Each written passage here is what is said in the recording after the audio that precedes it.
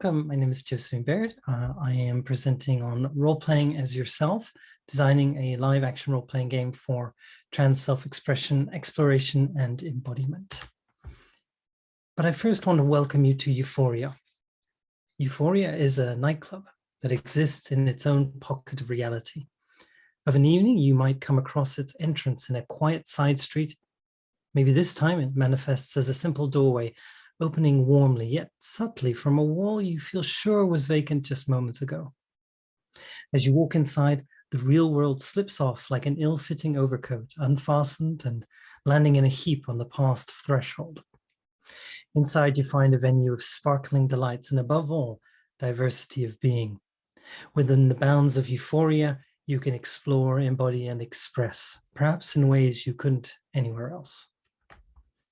Euphoria is also a live-action role-playing game, a LARP, that I'm designing with Sarah Lynn Bowman and other members of the Transformative Play Initiative team at the University of Uppsala Game Design Department. This LARP is the implementation of the theory and design practice that I'm researching for my PhD, which is examining how games might provide an opportunity for trans people to explore our gender subjectivities.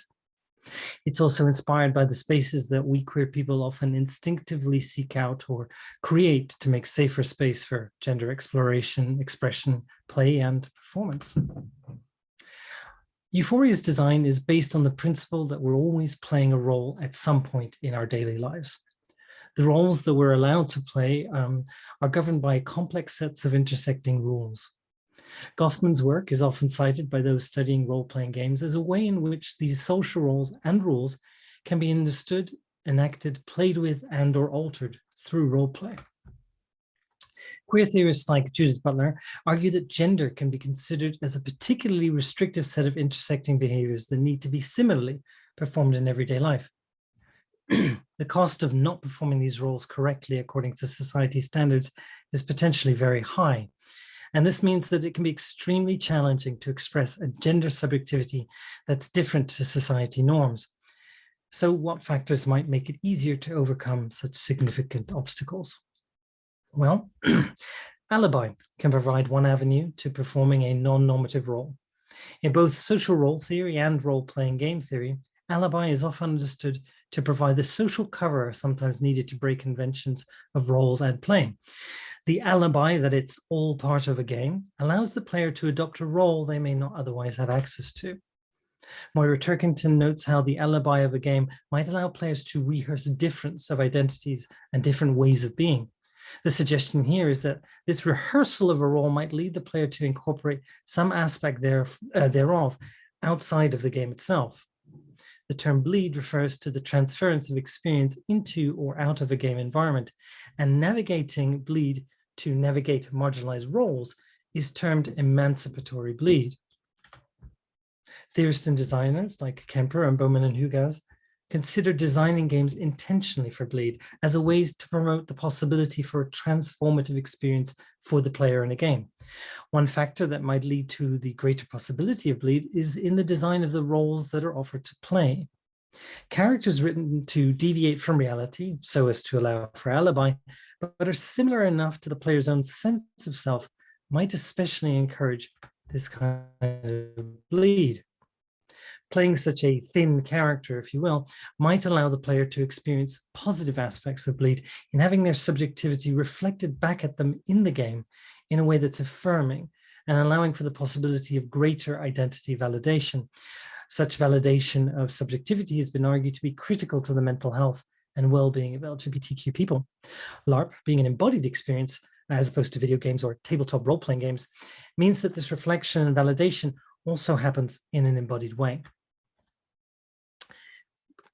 Encouraging play towards this kind of experience and focusing on its retention outside of the game is often pursued through meta techniques and workshops prior, during, and or after play. The understanding that role play isn't a singular experience and is created throughout interaction is foundational to this.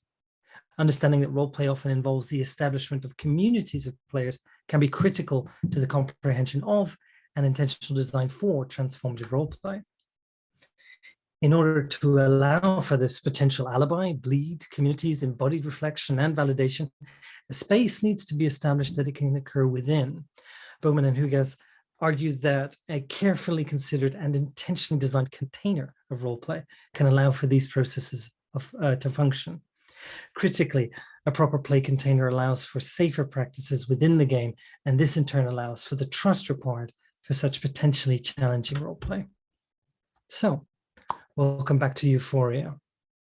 This is how I propose to design this game based on the principles I've just discussed.